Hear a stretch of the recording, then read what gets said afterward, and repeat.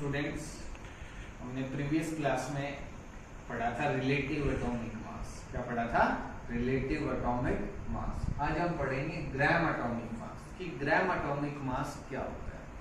तो relative atomic mass जो था वो हमने बताया था कि किसी भी एलिमेंट का जो relative atomic mass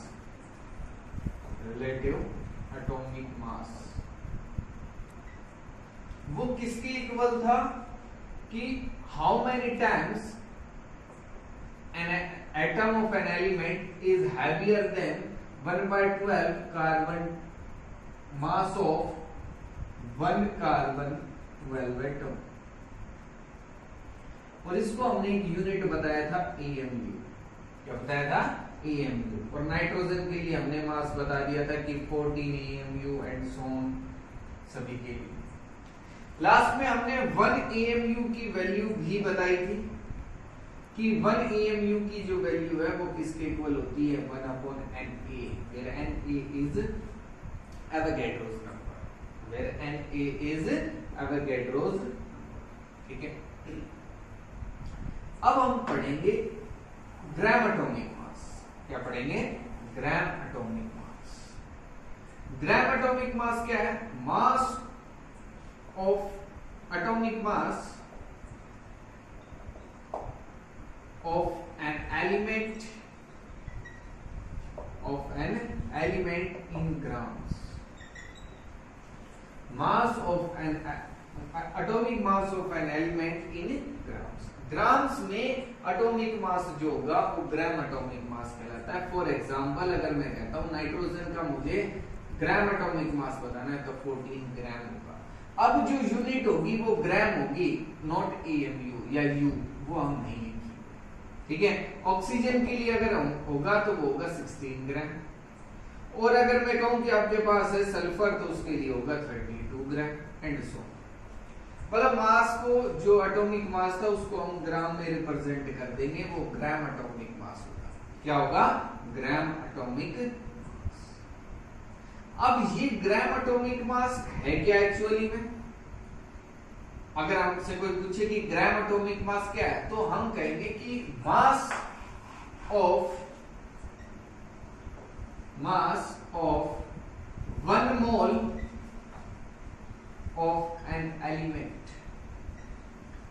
mass of 1 mole of an element is known as या is called gram atomic mass. Gram atomic एक मोल ले लो किसी भी एलिमेंट का एटॉमिक फॉर्म में, किस फॉर्म में? एटॉमिक फॉर्म में, वो किसके इक्वल आएगा? Mass, atomic mass of 1 mole of an element in atomic form. Atomic form की अगर हम बात करते हैं मतलब एटम्स होने चाहिए, मॉलिक्यूल्स नहीं, कि 1 मोल एटम्स होने चाहिए।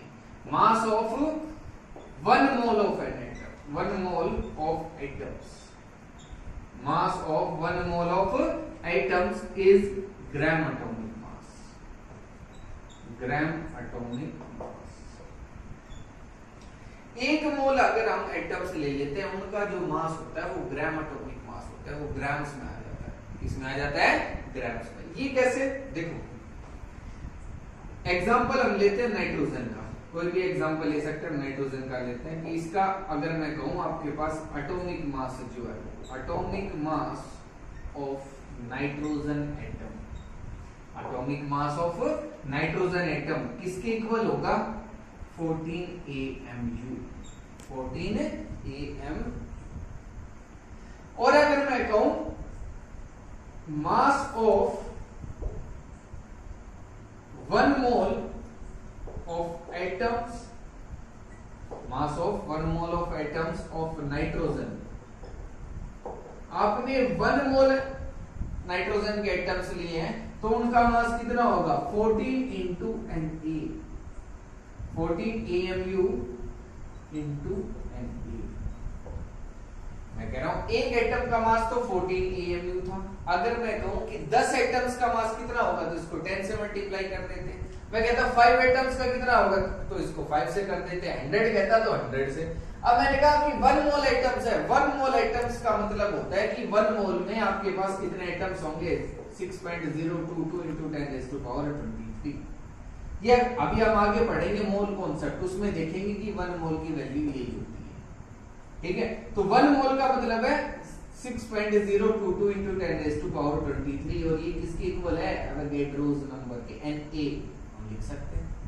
तो वो लिखा मैंने 14 AMU into Na, और AMU की वैल्यू तो हमने कल कैलकुलेट की थी, और ये जो है AMU की वैल्यू है ये ग्राम्स में थी, किसमें थी, ग्राम्स में थी। कि आपके पास ये तो सॉरी ग्राम्स में नहीं आएगा, ये आपके पास नंबर ऑफ एटम्स है, एक मोल में इतने एटम्स हैं, तो 1 AMU की जो वैल्यू थी वो आपके पास 1/Na ग्राम्स में थी, ये वैल्यू थी ग्राम्स में, 1/Na ग्राम्स। तो यहाँ आपके पास 1/Na और इनटू Na, तो ये कितना आ जाएगा 14 ग्राम, कितना आ जाएगा 14 ग्राम्स, क्योंकि ये वैल्यू तो हमारे पास किस में थी, ग्राम्स में थी, Na से Na कैंसिल, अब क्या बच गया 14 ग्राम। तो एक मोल एटम्स का जो मास है वो कितना होगा 14 ग्राम। इसी तरीके से 1 मोल अगर हमने ऑक्सीजन एटम्स लिए तो उसका मास भी कितना आएगा 16 ग्राम। ऑक्सीजन का एटॉमिक मास कितना होता है 16 AMU, और ग्राम एटॉमिक मास कितना हो जाएगा 16 ग्राम। तो मतलब 1 मोल अगर ऑक्सीजन एटम्स हैं तो उनका मास कितना होगा 16 ग्राम, कितना हो जाएगा 16 ग्राम। ये है ग्राम एटॉमिक मास। क्या है ये, ग्राम एटॉमिक मास। आई थिंक सभी को समझ में आ गया होगा कि क्या है ग्राम एटॉमिक मास। 1 मोल एटम्स किसी भी एलिमेंट के अगर हम लेते हैं तो उनका जो मास होता है वो ग्राम एटॉमिक मास होता है, ठीक है। अब वो आएगा किसके इक्वल कि 16 AMU अगर है तो फिर 16 ग्राम आपको करना है। ग्राम एटॉमिक मास में इतना ही डिफरेंस है। एक एटम का जो मास है ऑक्सीजन का वो 16 AMU, एक मोल ले लिए तो 16 ग्राम, एक मोल नाइट्रोजन एटम्स है तो 14 ग्राम, एक नाइट्रोजन एटम है तो 14 AMU, बस इतना ही आपको याद रखना, ग्राम एटॉमिक मास। नेक्स्ट अब हम पढ़ेंगे मॉलिक्यूलर मास, वो क्या होता है वो देखते हैं। मॉलिक्यूलर मास, मॉलिक्यूलर मास क्या होगा, the molecular mass of a substance is the number of times the substance is heavier than 1/12 the mass of one carbon atom। कि कोई भी मॉलिक्यूल है वो कितने टाइम्स हैवियर है 1 कार्बन 12 एटम से, 1 कार्बन 12 एटम जो है उससे कितने टाइम्स हैवियर है, वो क्या होगा मॉलिक्यूलर मास। क्या होगा मॉलिक्यूलर मास, की कोई मॉलिक्यूल कितने टाइम्स हैवियर है। अब मॉलिक्यूलर मास हम कैलकुलेट कैसे करेंगे, जैसे हमने कहा कि आपके पास है CO2 या आपके पास एक सिंपल हम स्टार्ट करते हैं H2 है।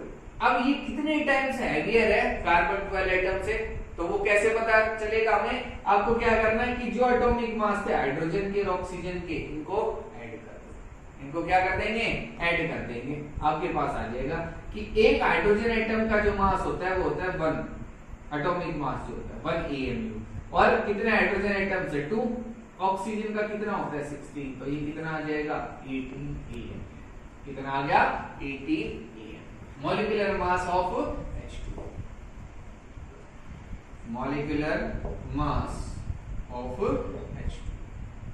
अगर आपसे कहे कि मॉलिक्यूलर मास आपको कैलकुलेट करना है CO2 का, तो CO2 का क्या आएगा 12, कार्बन का कितना होता है 12 प्लस ऑक्सीजन का कितना होता है 16, कितने ऑक्सीजन है 2, तो इसको ऐड कर दो, कितना आएगा 12 प्लस 32, तो ये हो जाएगा आपके पास 44, कितना हो जाएगा 44 AM, कितना हो जाएगा 44 AM।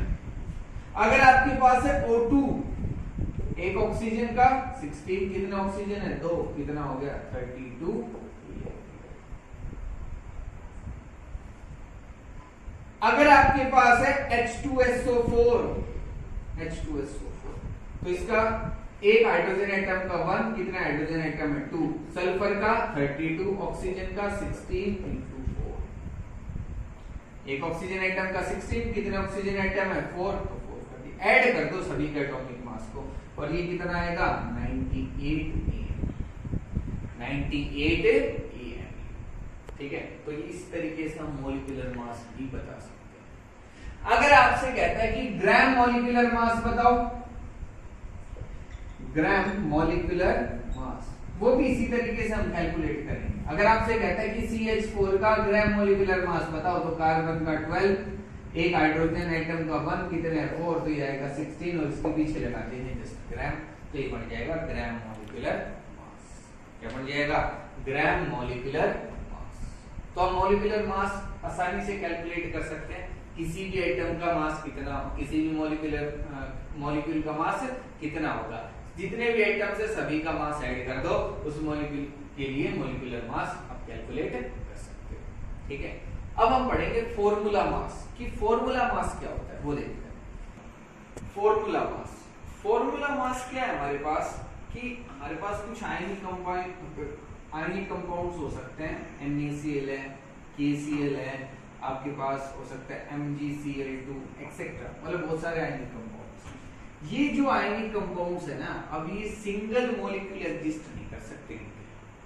जैसे मैंने कहा कि CO2 है, एक मॉलिक्यूल है, दूसरा मॉलिक्यूल है, ये फ्रीली एग्जिस्ट कर सकते हैं कि CO2 का एक मॉलिक्यूल है वो रह सकता है दूसरे से। लेकिन NaCl के क्या होते हैं कि एक जो मॉलिक्यूल है वो एग्जिस्ट नहीं करता सिंगल, मतलब एग्जिस्ट करने का मतलब है कि वो स्टेबल नहीं रहते, कि ये ग्रुप में मिलेंगे कि बहुत सारे Na पॉजिटिव हैं, बहुत सारे Cl नेगेटिव हैं, और वो एक किसी भी वे में अरेंज हो सकते हैं आपके पास, किसी भी वे, मतलब कोई एक पैटर्न होगा जिसमें वो अरेंज हो। तो डिस्क्रीट यूनिट मतलब एक अलग से यूनिट नहीं होगी कि आपके पास केवल एक NaCl मॉलिक्यूल मिल जाए, ऐसा नहीं। तो इन कंपाउंड्स के लिए जो हम मॉलिक्यूलर मास बताते हैं ना, उसी को हम फॉर्मूला मास बोलते हैं। क्या बोलते हैं? Formula mass.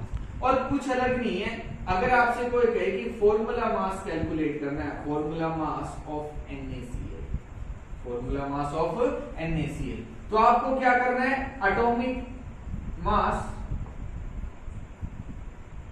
Of sodium plus atomic mass of chlorine, इनको ऐड करते हैं। जैसे आप पहले कर रहे थे वैसे ही है सेम।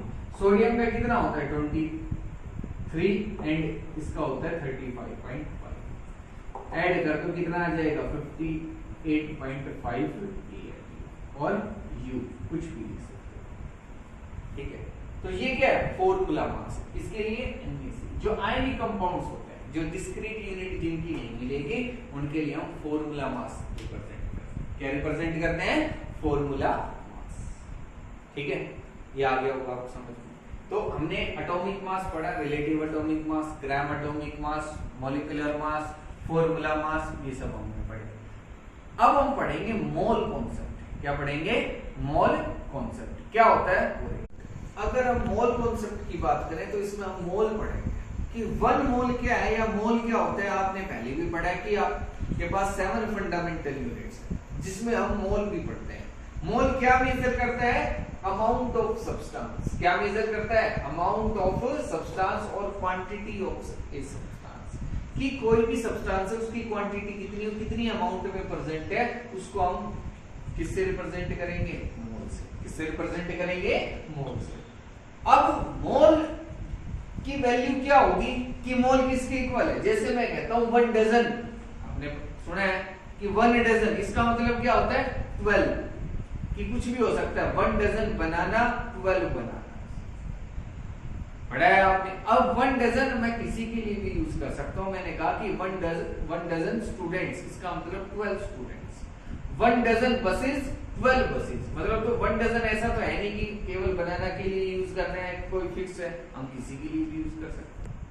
1 डजन बुक्स मतलब 12 बुक्स, ऐसा ही है। तो हमारे पास 1 डजन कोई भी वैल्यू हो सकती है। इसी तरीके से अब 1 डजन की है, डजन का तो हमने जो वैल्यू वो तो फिक्स कर दी कि वो तो 12 है, चाहे कुछ भी हो सकता है, चाहे बस हो, चाहे स्टूडेंट हो, चाहे बुक्स हो, कुछ भी हो। इसी तरीके से हमने 1 मोल की वैल्यू भी फिक्स की, वो अभी हम देखेंगे कितनी होती है। अब होता क्या है 1 मोल? 1 mole is the amount of substance that contains as many particles or entities as there are atoms in exactly 12 gram of carbon 12 isotope। कि 1 मोल की वैल्यू क्या है कि कार्बन 12 जो है आइसोटोप होता है कार्बन का, ठीक है, उसका 12 ग्राम ले लो। अब इसमें जितने भी एटम्स होंगे 12 ग्राम के अंदर, वो 1 मोल की वैल्यू। वो किसकी वैल्यू होगी 1 मोल की। अब हमें क्या पता कितने एटम्स हैं 1 मोल के अंदर, यहाँ से लिया 12 ग्राम कार्बन के अंदर, कि हमने 12 ग्राम कार्बन लिया। कौन सा कार्बन? कार्बन 12, कार्बन का जो आइसोटोप होता है 12, हमने वो लिया।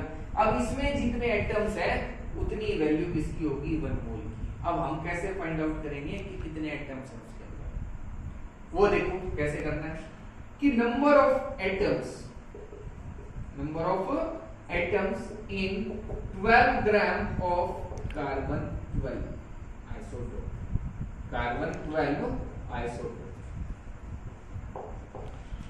ये किसके इक्वल होगा? 12 gram divided by 1.99 into 10 raised to power minus 23, ये क्या किया है? एक एटम का मास है। हमने बताया था कि मास स्पेक्ट्रोस्कोपी से कि आपके पास mass of 1 carbon 12 atom, mass of 1 carbon 12 atom किसके इक्वल होता है? 1.99 into 10 raised to power minus 23। तो इसकी वैल्यू हमने यहाँ यूज की कि आपके पास 12 ग्राम तो टोटल वेट है और एक कार्बन एटम का मास आपको पता है, तो नंबर ऑफ कार्बन एटम्स आ जाएंगे आपके पास। क्या जाएंगे? Number of carbon atoms. की मैंने कहा कि एक वुडन ब्लॉक है आपके पास, इसमें बहुत सारे ब्लॉक्स हैं इसके अंदर भी, और हमें नहीं पता कितने ब्लॉक्स हैं। अब मुझे ये नंबर ऑफ ब्लॉक्स निकालने, मैंने कहा कि इसका जो मास है, ये जो वेट है वो है आपके पास 400 ग्राम। कितना है? 400 ग्राम। और एक ब्लॉक जो है उसका मास है 10 ग्राम। तो नंबर ऑफ ब्लॉक्स बता दो इसके अंदर कितने हैं, तो आप बता सकते हो, इसको डिवाइड कर दोगे कितने आ जाएंगे? 40। ऐसा ही हम यहाँ कर रहे हैं कि हमारे पास 12 ग्राम कार्बन है, हमें मास पता है, और एक एटम का भी हमें मास पता है, कितना है? 1.99। तो हमारे पास नंबर ऑफ एटम्स आ जाएंगे, और ये वैल्यू किसकी इक्वल आएगी? ये जो वैल्यू आएगी वो होगी 6.022 into 10 raised to power 20। इतने एटम्स, इतने क्या होंगे हमारे पास? एटम्स। तो ये है 1 मोल की वैल्यू। तो 1 मोल किसके इक्वल होगा? कि 1 मोल की जो वैल्यू है वो किसके इक्वल होगी? 6.022 into 10 raised to power 23। अब ये आपके पास कुछ भी हो सकते हैं। मैंने कहा कि 1 मोल एटम्स मतलब इतने, 1 मोल मॉलिक्यूल्स मतलब इतने मॉलिक्यूल्स, 1 मोल आयंस मतलब इतने आयंस, 1 मोल स्टूडेंट्स इतने स्टूडेंट्स। मतलब कोई भी, जैसे 1 डजन की वैल्यू फिक्स थी, वैसे 1 मोल की वैल्यू हमने फाइंड आउट की क्या है। अब ये हम किसी के लिए भी यूज कर सकते हैं कि 1 मोल की जो वैल्यू है वो कहीं भी यूज की जा सकती है, कुछ भी हो सकता है 1 मोल। और इसको हम कहाँ यूज करेंगे? कुछ भी का मतलब है कि एटम्स पे हो सकते हैं, मॉलिक्यूल्स और आयंस, उसी में हम देखेंगे केमिस्ट्री में। अब इसके आगे कि 1 मोल की और क्या डेफिनेशन हो सकती है, कि मोल को हम कैसे डिफाइन कर सकते हैं, इसकी वॉल्यूम में क्या है, किसके इक्वल होगा, वो सब इसके आगे का पूरा कॉन्सेप्ट है। मोल कॉन्सेप्ट जो है वो हम पढ़ेंगे। नंबर ऑफ मोल्स कैसे कैलकुलेट कर सकते हैं, उससे हम मास कैसे कैलकुलेट करेंगे, मोलर मास, बहुत सारी चीजें हम पढ़ेंगे। बहुत ही आसान है, बस आपको साथ के साथ पढ़ना है, समझना है। कुछ नहीं आ रहा समझ में तो मेरे से पूछो, ठीक है। अब आज जो करवाया आपको, ये आपको रिवाइज करना है, अच्छे से पढ़ना है। कोई डाउट रहती है तो मेरे से पूछिए, ठीक है। Thank you.